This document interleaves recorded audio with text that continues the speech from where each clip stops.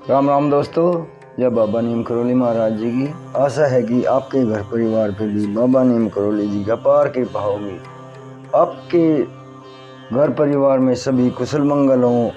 इस दिवाली आपके घर परिवार में सुख समृद्धि आए, धन वर्षा हो, अमृत वर्षा हो, यही मेरी प्रार्थना है अपने बाबा नीम करोली जी से।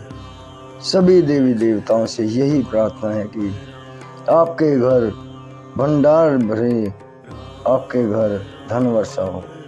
जय श्री राम, जय हनुमान जी की, जय बाबा नीम करोली महाराज जी की।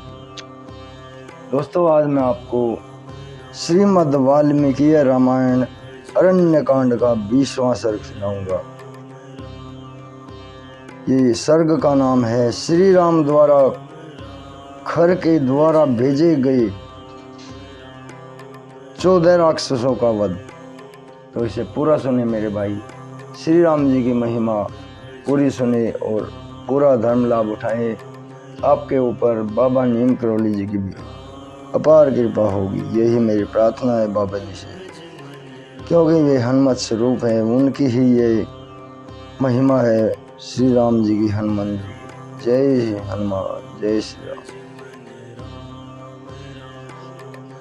20वां सर्ग। श्री राम द्वारा खर के द्वारा भेजे गए 14 राक्षसों का वध।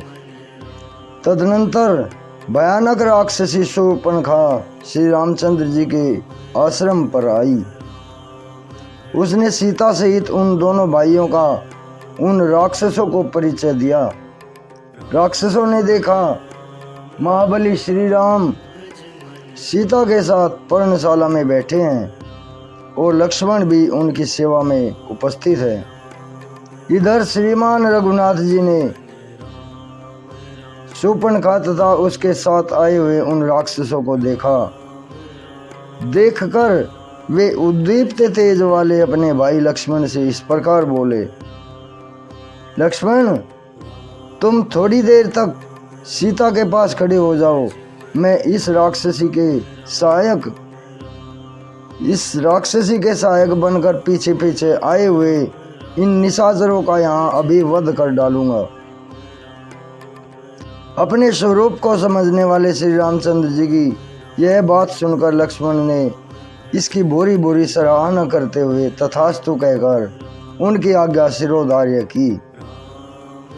तब धर्मात्मा रघुनाथ जी ने अपने स्वर्ण मंडित विशाल धनुष पर प्रत्यंचा चढ़ाई और उन राक्षसों से कहा, हम दोनों भाई राजा दशरथ के पुत्र राम और लक्ष्मण हैं तथा सीता के साथ इस दुर्गम दंडकारण्य वन में आकर फल मूल का आहार करते हुए इंद्रिय संयम पूर्वक तपस्या में संलग्न हैं और ब्रह्मचर्य का पालन करते हैं। इस प्रकार दंडकारण्य वन में निवास करने वाले हम दोनों भाइयों को तुम किस लिए हिंसा करना चाहते हो? देखो, तुम सबके सब पापात्मा और ऋषियों का अपराध करने वाले हो। उन ऋषि मुनियों की आज्ञा से ही मैं धनुष बाण लेकर महासमर में तुम्हारा वध करने के लिए यहाँ आया हूँ। निशाचरों, यदि तुम्हें युद्ध में संतोष प्राप्त होता हो तो यहाँ खड़े ही रहो, मत भागना, और यदि तुम्हें प्राणों का लोभ है तो लौट जाओ, एक अक्षण के लिए भी यहाँ ना रुको। श्री राम की यह बात सुनकर वे 14 राक्षस अत्यंत कुपित हो उठे। ब्राह्मणों की हत्या करने वाले वे घोर निशाचर हाथों में शूल लिए क्रोध से आंखें लाल करके कठोर वाणी में हर्ष और उत्साह के साथ स्वभावतः लाल नेत्रों वाले मधुर भाषी श्री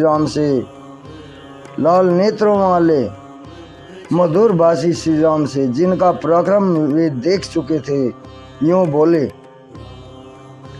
अरे, तूने हमारे स्वामी महाकाय खर को क्रोध दिलाया है, अतः हम लोगों के हाथ से युद्ध में आज तू मारा जाएगा। तू स्वयं ही तत्काल अपने प्राणों से हाथ धो बैठेगा। हम बहुत से हैं और तू अकेला है। तेरी क्या शक्ति है कि तू हमारे सामने रणभूमि में खड़ा भी रह सके? फिर युद्ध करना तो दूर की बात है।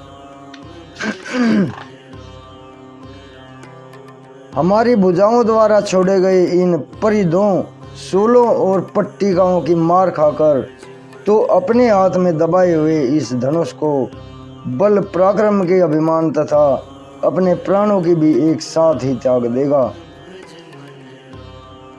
ऐसा कहकर क्रोध में भरे हुए 14 राक्षस तरह तरह के आयुध और तलवारें लिए श्री राम पर टूट पड़े। उन राक्षसों ने दुर्जयवीर राघवेंद्र पर वे शूल चलाए, परंतु रघुकुल भूषण श्री रामचंद्र जी ने उन पर उन समस्त 14 शूलों को उतने ही स्वर्ण भूषित बाणों द्वारा काट डाला। तत्पश्चात महातेजस्वी रघुनाथ जी ने अत्यंत कुपित होकर शान पर चढ़ाकर तेज किए गए सूर्य तुल्य तेजस्वी 14 नासाज हाथ में लिए। फिर धनुष लेकर उस पर उन बाणों को रखा और कान तक खींचकर राक्षसों का लक्ष्य करके छोड़ दिया। मानो इंद्र ने वज्रों का प्रहार किया हो। वे बाण बड़े वेग से उन राक्षसों की छाती छेद कर रुधिर में डूबे हुए निकले और बाम्बी से बाहर आए हुए सांपों की भांति तत्काल पृथ्वी पर गिर पड़े। उन निशाचरों के हृदय विदीर्ण हो जाने के कारण वे राक्षस जड़ से कटे हुए वृक्षों की भांति धराशायी हो गए। वे सबके सब खून से नहा गए, उनके शरीर विकृत हो गए थे। उस अवस्था में उनके प्राण पखेरु उड़ गए। उन सबको पृथ्वी पर पड़ा देख यह राक्षसी क्रोध से मूर्छित हो गई और खर के पास जाकर पुनः आर्तभाव से गिर पड़ी। उसके कटे हुए कानों और नाकों का खून सूख गया था, इसलिए गोंद युक्त लता के समान प्रतीत होती थी।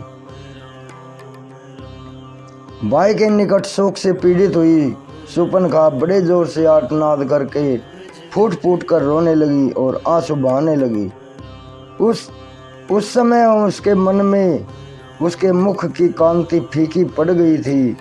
रणभूमि में उन राक्षसों को मारा गया देखकर खर की बहन शूर्पणखा पुनः वहां से भागी हुई आई। उसने उन समस्त राक्षसों के वध से सारा समाचार भाई खर से सुनाया।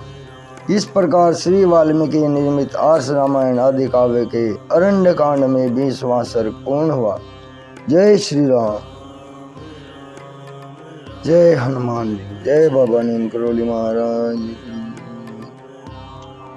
दोस्तों आज का ये पाठ खत्म हुआ है। कल मैं आपको इसका 21वां सर्ग सुनाऊंगा।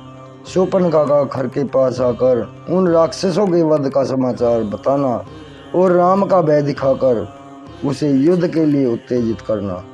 अब आज्ञा लेता हूँ दोस्तों। श्री राम जी की अपार कृपा आपके ऊपर हो, बाबा नीम करोली जी की अपार कृपा आपके ऊपर हो, यही प्रार्थना है। जय श्री राम, जय बाबा नीम करोली महाराज की।